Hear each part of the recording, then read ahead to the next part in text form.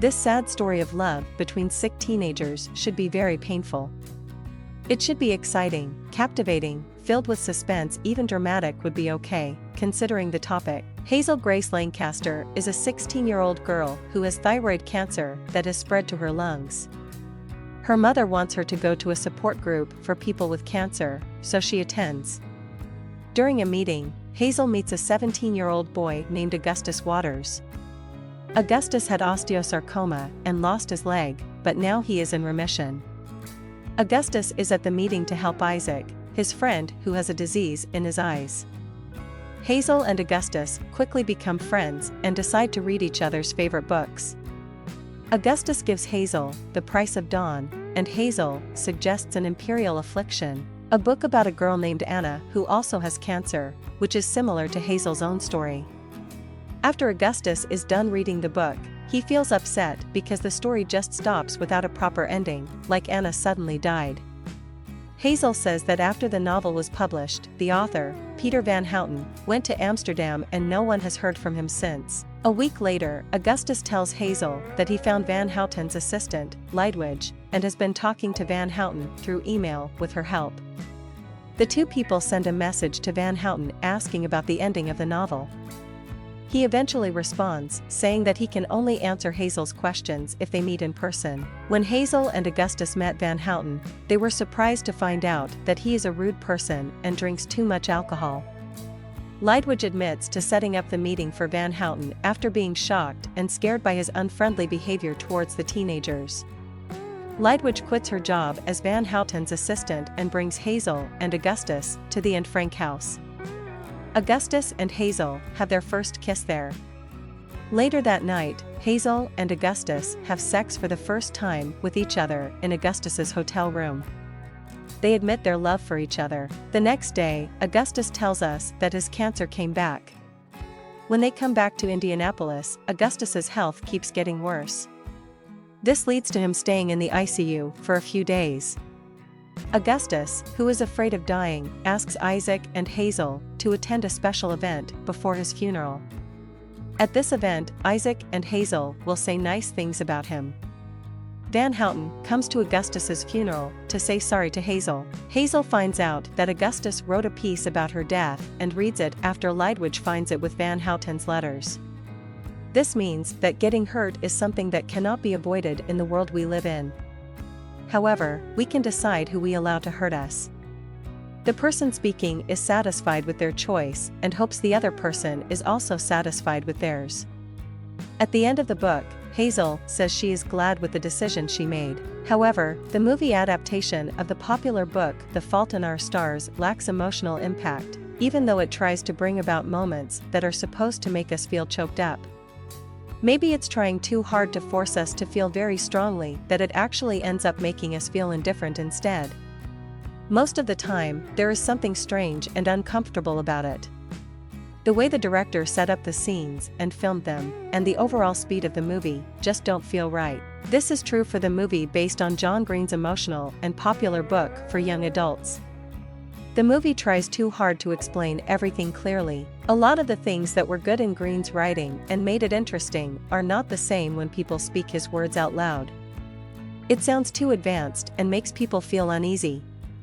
Screenwriters Scott Neustadter and Michael H. Weber are known for their work on various films.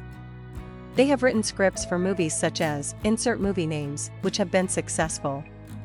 Weber, who is also the author of the romantic movies 500, Days of Summer and The Spectacular Now, stuck closely to the book when making the film.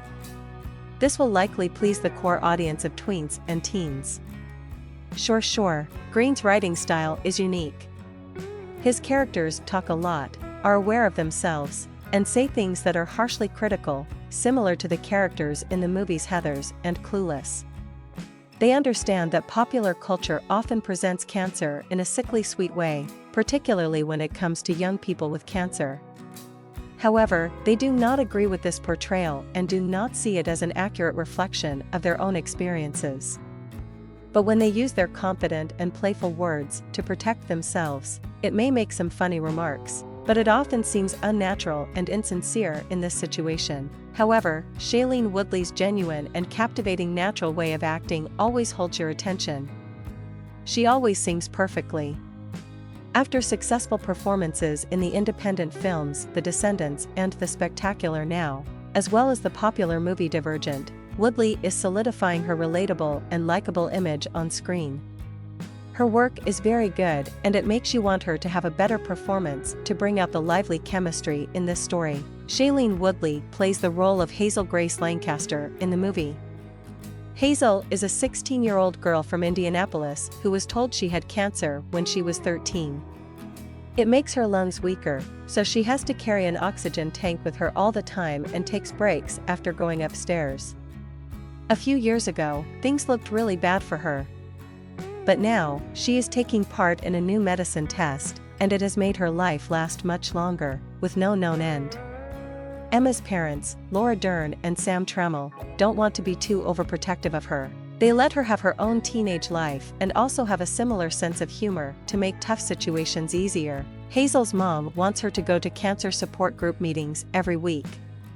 These meetings are led by a funny and serious guy named Mike Birbiglia.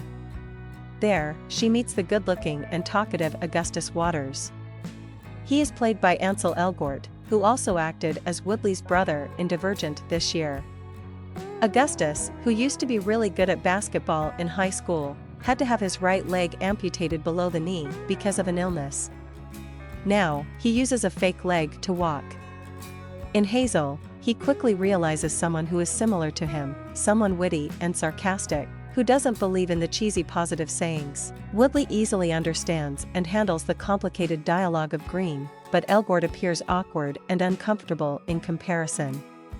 In the beginning, his character was supposed to be a little fancy and proper, but instead, he seems anxious and sometimes talks too fast or mispronounces his words. Elgort is very attractive in a youthful way, similar to how Ryan O'Neal looked in Love Story, which can be distracting. However, he does not have the same charm as Woodley to maintain the same level of charisma. Their connection feels like they could have had a chance, but it was not recognized or acted upon. Hazel and Augustus both love reading books. They decide to visit Amsterdam to meet the author of Hazel's favorite book, An Imperial Affliction. The book is about a young woman with cancer, and Hazel loves it. Willem Dafoe adds a spooky vibe to his character, who is a writer struggling with alcohol addiction. This feeling is uncommon in a movie that tends to be too perfect. Their visit also prepares for the strangest moment of all, in both the book and the film, when Hazel and Augustus share their first kiss in front of a cheering group of tourists in the attic of Anne Frank's house. Wow, but we are aware that this happiness cannot go on forever. The Fault in Our Stars becomes really emotional with the help of a lot of sad alternative rock songs that make us feel certain emotions at specific times. I have to admit that I cried while reading the third act of Green's book, but unfortunately, I didn't get emotional during this part. In simple terms, these rebels wouldn't want their story to be told so clearly and forcefully. To use a quote from Hazel's favorite book, pain wants to be noticed.